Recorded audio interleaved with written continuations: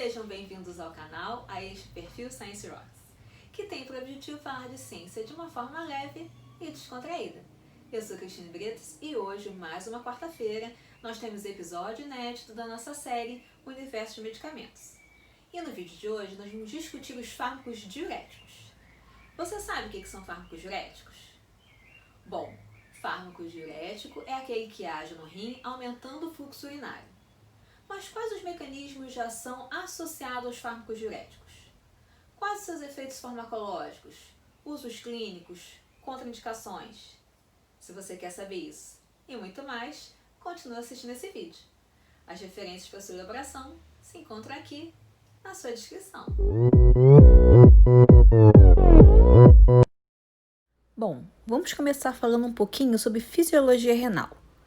A unidade básica funcional do rim, formadora de urina, é o néfron. Para vocês terem ideia, em cada rim humano há aproximadamente 1 milhão de néfrons. É muito néfron. Essa unidade funcional básica do rim consiste em um aparato filtrante, o glomérulo, conectado a uma porção tubular longa, constituída do túbulo contorcido proximal, os ramos descendente e ascendente da alça de Henle, o túbulo contorcido distal e, por fim, o ducto coletor, onde a formação de urina é finalizada para ser armazenada na bexiga e posteriormente eliminada do corpo. Então, ao longo dos diferentes segmentos do néfron, ocorre o condicionamento do ultrafiltrado glomerular. O sangue chega no rim através da artéria renal, e mais precisamente no glomérulo, através da arteríola aferente. O processo de filtração glomerular é diretamente dependente do fluxo sanguíneo renal, sendo prejudicado em circunstâncias onde o mesmo se encontra diminuído, como em situações de baixo débito e vasoconstrição da artéria renal, que podem ser associadas a condições patológicas ou serem decorrentes do efeito de algum fármaco.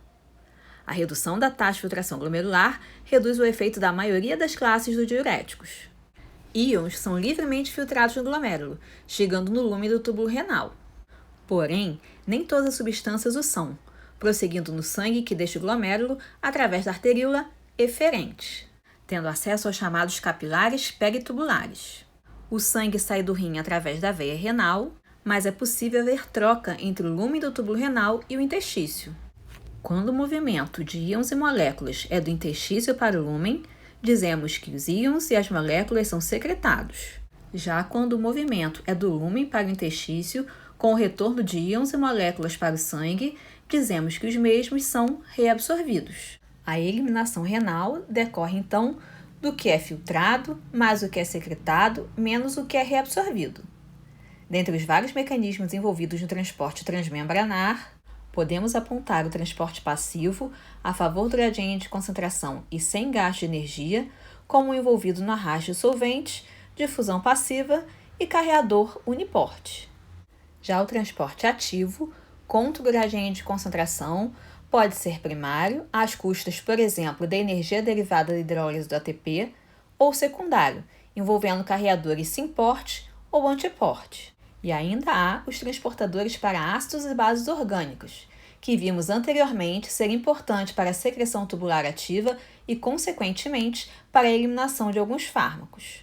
Há mecanismos de reabsorção de sódio em todos os segmentos do néfron. A reabsorção desse íon pode ser acompanhada ou não da reabsorção de outros íons.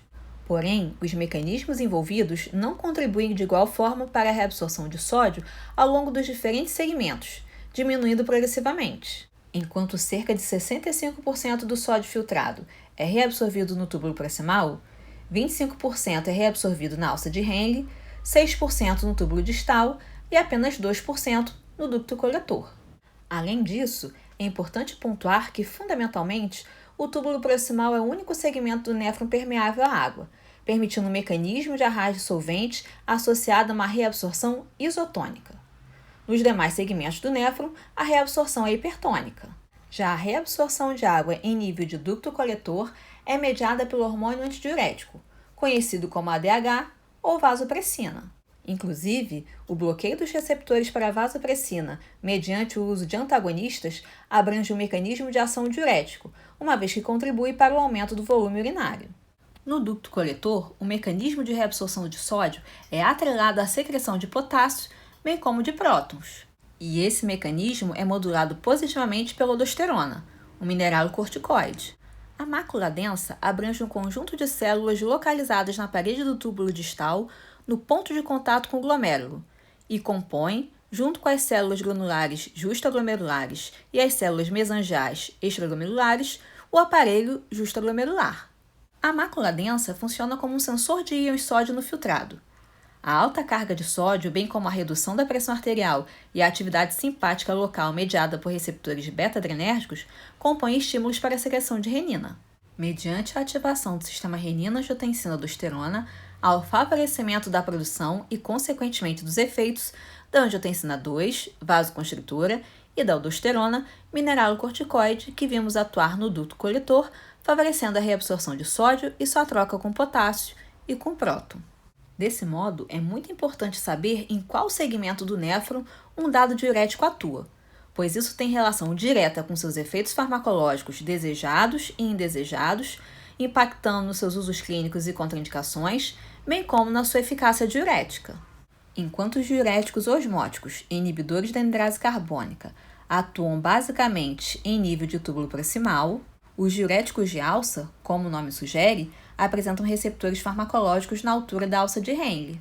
Já os diuréticos tiazídicos determinam suas ações ligando-se em receptores farmacológicos presentes nas células do túbulo distal, e os diuréticos poupadores de potássio determinam suas ações em nível de ducto coletor. Como inibem um mecanismo que contribui pouco no processo de reabsorção de sódio, possuem uma eficácia diurética limitada, sendo usados majoritariamente em associação a outros diuréticos que expoliam potássio, de modo a minimizar os efeitos indesejados dos mesmos. Veremos que os diuréticos, além de aumentarem o fluxo urinário, também têm efeito natriurético. Os diuréticos osmóticos abrangem fármacos como o manitol, a isosorbida, a ureia, a glicerina.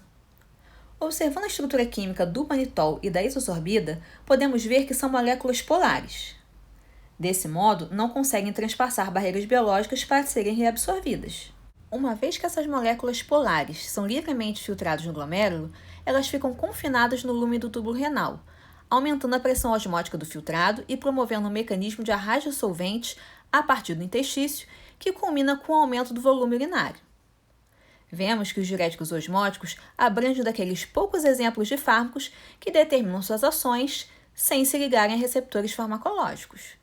Como esses diuréticos reduzem o volume intracelular, eles podem ser usados para reduzir a pressão intraocular.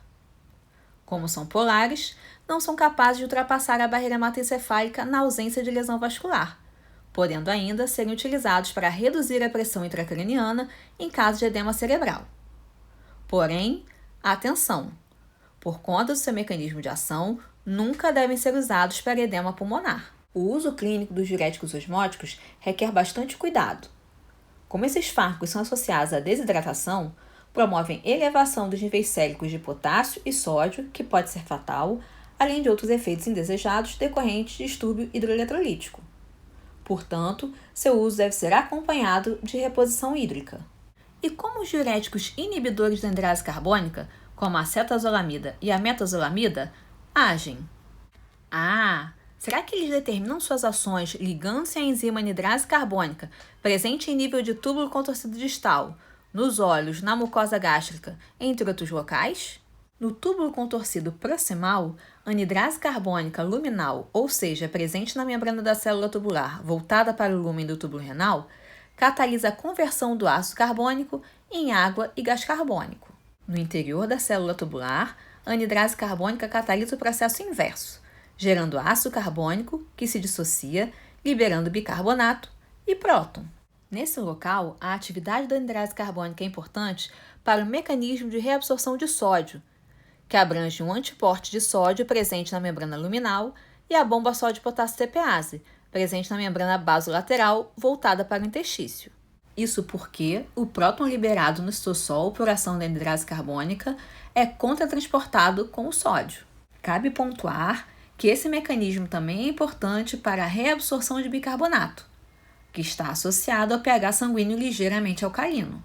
Assim, como consequência da inibição da enzima anidrase carbônica, a concentração de sódio no filtrado aumenta, em paralelo à redução da reabsorção de bicarbonato, o que favorece a alcalinização da urina e a ocorrência de acidose metabólica. Desse modo, os diuréticos inibidores da andrase carbônica podem ser usados para corrigir a alcalose metabólica, bem como para tratar a intoxicação por fármacos eletrólitos de caráter ácido. Contudo, a alcalinização da urina também pode favorecer alguns tipos de cálculos renais. Os diuréticos inibidores da andrase carbônica são fármacos úteis ainda para tratar o mal agudo das alturas, bem como para diminuir a formação de humor aquoso e, consequentemente, a pressão intraocular, característica do glaucoma. Como esses fármacos inibem o mecanismo envolvido com uma grande reabsorção de sódio do filtrado, eles parecem ativar a secreção de renina de modo mais expressivo que as demais classes de diuréticos, apresentando um uso clínico limitado como diurético. Apesar de os diuréticos de alça e tiazídicos determinarem seus efeitos ligando-se a receptores farmacológicos distintos em diferentes segmentos do néfron, eles compartilham alguns efeitos farmacológicos, usos clínicos e contraindicações. Embora os diuréticos de alça sejam os mais potentes, ainda sendo capazes de determinar algum efeito mediante insuficiência renal, ambas as classes de fármacos são úteis no tratamento da hipertensão e da insuficiência cardíaca, por reduzirem o volume sanguíneo e a retenção hidrossalina. Em geral, os diuréticos tiazídicos são preconizados em casos menos graves. Acredita-se que alguns diuréticos de alça ainda determinem venodilatação. Pelo desdobramento dos seus efeitos em nível de ducto coletor, os diuréticos de alça e tiazídicos determinam alcalose metabólica e perda de potássio, podendo ser usados para coibir a hipercalemia, sendo a hipocalemia um efeito indesejado típico. A hipocalemia, por sua vez, favorece, por exemplo, arritmias cardíacas e a redução da secreção de insulina, com consequente elevação da glicemia, o que não é bom para pacientes diabéticos. Esses efeitos são minimizados mediante a associação com diuréticos poupadores de potássio. Esses diuréticos também pioram o perfil lipídico e, uma vez que se liga à albumina plasmática, seu acesso ao lúmen do tubo renal se dá mediante secreção tubular ativa.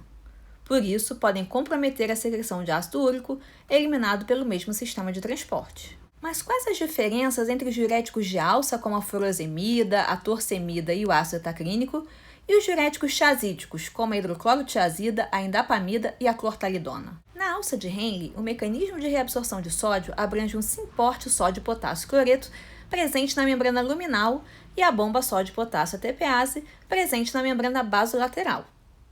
Apesar do simporte ser eletricamente neutro, o vazamento de potássio para o lúmen deixa o potencial desse local relativamente mais positivo que o interstício, favorecendo a repulsão de cátions como magnésio e cálcio, que são reabsorvidos. Os diuréticos de alça determinam suas ações ligando-se no simporte sódio-potássio cloreto, inibindo. Com isso, não só comprometem a reabsorção de sódio, como o vazamento de potássio, deixando o lúmen relativamente mais negativo, de modo a atrair, favorecendo a eliminação tanto de magnésio como de cálcio. Além dos efeitos indesejados já descritos, os diuréticos de alça são capazes de causar hipomagnesemia e hipocalcemia, sendo contraindicados para indivíduos com níveis séricos reduzidos desses cátions, bem como indivíduos com osteoporose e osteopenia, podendo ser utilizados por pacientes com hipermagnesemia e hipercalcemia. Em adição, os diuréticos de alça são capazes de determinar ototoxicidade, potencializada mediante a associação com antibióticos aminoglicosídeos. No túbulo distal, o mecanismo de reabsorção de sódio envolve mais uma vez a bomba sódio-potássio ATPase na membrana basolateral. Entretanto, na membrana luminal, há um simporte sódio-cloreto eletricamente neutro. Nesse segmento do néfron, a reabsorção de cálcio é modulada pelo paratormônio. Os diuréticos tiazídicos se ligam bloqueando o simporte sódio-cloreto, diminuindo então a reabsorção desses íons, aumentando a diurese. Esses fármacos favorecem a reabsorção de cálcio, embora não seja consenso um efeito hipercalcemiante. Os efeitos sobre os níveis séricos de cálcio podem tornar esses fármacos úteis para indivíduos com osteoporose, osteopenia, hipocalcemia e outras condições onde a reabsorção de cálcio esteja comprometida. Outros usos clínicos desses fármacos abrangem cálculos renais e diabetes insípidos nefrogênica. A diabetes insípidos nefrogênica é uma situação patológica que há uma responsividade inadequada ao hormônio antidiurético. Foi visto que os diuréticos tiazídicos podem auxiliar o tratamento, reduzindo a poliúria, a polidipsia, concomitantemente a administração de ADH suplementar. Em nível de ducto coletor, o mecanismo de reabsorção de sódio abrange não somente a bomba sódio-potássio ATPase, como um canal uniporte de sódio presente na membrana luminal. O canal de potássio, expresso na mesma membrana, funciona atrelado ao de sódio, de modo que há uma troca proporcional entre o sódio reabsorvido e o potássio secretado. O maior aporte de sódio nesse segmento do néfron, mediante o uso de diuréticos diálcido-tiazídicos, favorece essa troca, o que explica o efeito esfoliador de potássio desses agentes. Nessas células, a ligação da aldosterona ao seu receptor citossólico deflagra um mecanismo de transdução de sinal que culmina com o aumento da expressão das proteínas locais que favorecem a reabsorção de sódio. Os diuréticos poupadores de potássio estão associados a dois mecanismos de ação distintos. Fármacos como a amilorida e trentereno se ligam bloqueando o uniporte de sódio, enquanto a espironolactona e a eplerenona constituem antagonistas dos receptores para a aldosterona, impedindo as ações desse agonista endógeno sobre o mecanismo de reabsorção de sódio local. De modo geral, essa classe de fármacos é preconizada para condições onde os níveis séricos de potássio estejam reduzidos. São utilizados também para o tratamento da síndrome de Leigh, uma condição genética que aumenta a reabsorção de sódio e a secreção de potássio pelos rins, e no controle do paciente com insuficiência cardíaca congestiva, devido à ação pouco elucidada da espironolactona no coração. Os principais efeitos indesejados comuns entre todos os representantes dessa classe de fármacos abrangem hipercalemia e acidose metabólica por modularem negativamente a secreção de potássio e próton no ducto coletor. Mas os diferentes fármacos dessa classe podem apresentar efeitos adversos específicos. No caso dos antagonistas do receptor para a aldosterona, pelo fato de apresentarem semelhanças químicas em relação aos hormônios sexuais, podem gerar distúrbios como ginecomastia. O seu mecanismo de ação atribui a esses agentes um melhor efeito terapêutico em condições clínicas cujo nível de aldosterona esteja mais elevado, como no hiperaldosteronismo. Ufa! Espero que vocês tenham gostado desse vídeo. Se gostaram, salvem, curtam, comentem, compartilhem, sigam o perfil do Science Rocks no Instagram e no YouTube. E até a próxima!